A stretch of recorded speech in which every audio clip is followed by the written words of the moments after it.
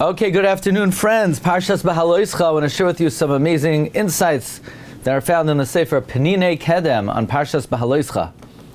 Rashi comments on the words Beha'aloschas Haneros. Says Rashi, Mikan Shema'ala Hoisa Lefnei HaMenorah.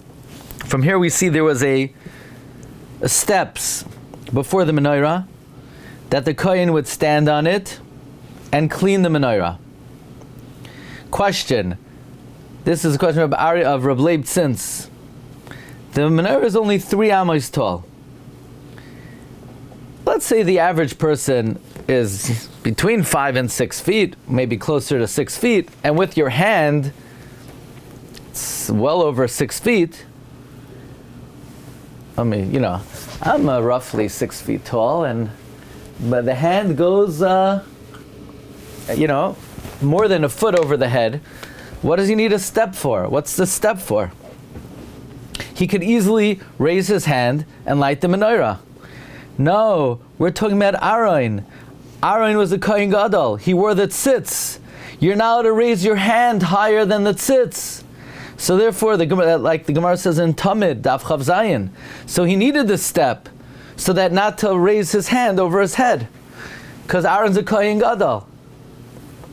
Next, that was from Rabbi Glatstein. Rabbi Shlomo Kalish. Rashi says, when Aaron had Chalishas Hadas, that he did not participate in the Chanukas HaMizbeach. So Hashem says, what you do is greater than them. Your madlik umetiv is haneros. Question. Why madlik umetiv? It's out of order. First you clean it, and then you light it. Why sha'ata madlik umetiv? Says Reb Shlomo Kalish, this is talking about the inauguration of the Mizbeach. When they lit the menorah for the first time, they didn't have to clean it. So for that occasion, it was madlik first, and then meitiv.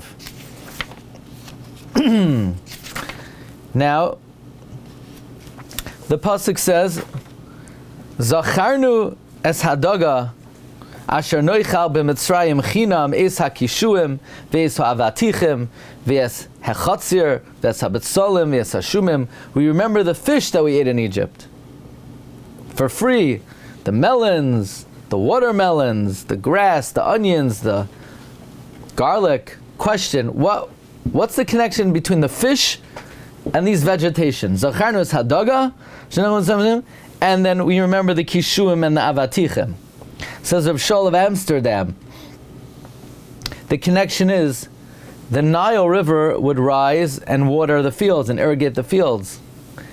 Mamela, the fish rose up from the Nile, and the fish were dumped in their yards, in their gardens, together with the melons that were growing there, and that's what Klal Yisrael ate. So the juxtaposition and the connection between the daga and the kishuim and the avatichim were that these were all things that were together through the Nile River. Now, this is from Reb Shaul of Brisk. He says like this. Says Reb Shaul of Brisk, Vayitzak Moshe el Hashem. Vayitzak Moshe el Hashem. Question.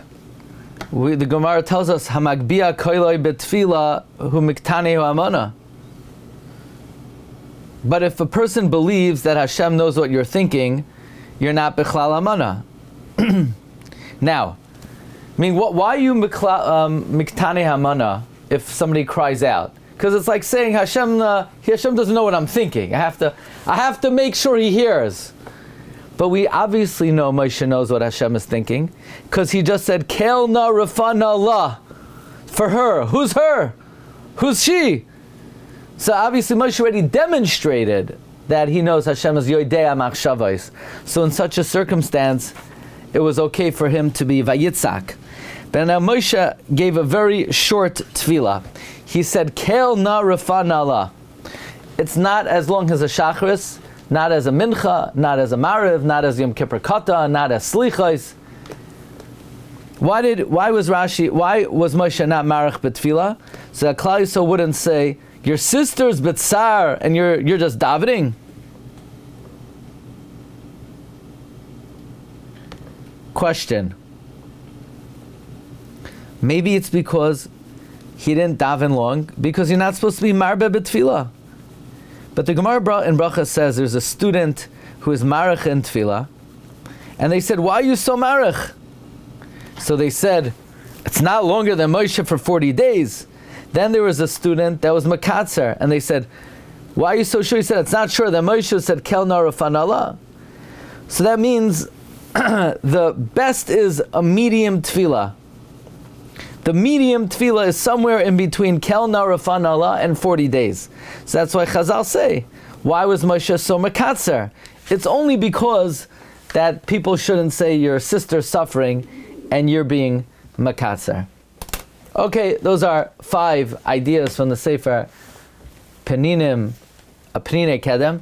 Stay tuned tonight for an amazing shir on why don't we blow chatzotzros bizman hazeh? The amazing question of the Magen Avram. Why do we not blow chatzotzros at times of distress? And can we? Have a great day, everyone. Bracha v'atzlacha. Recording stopped.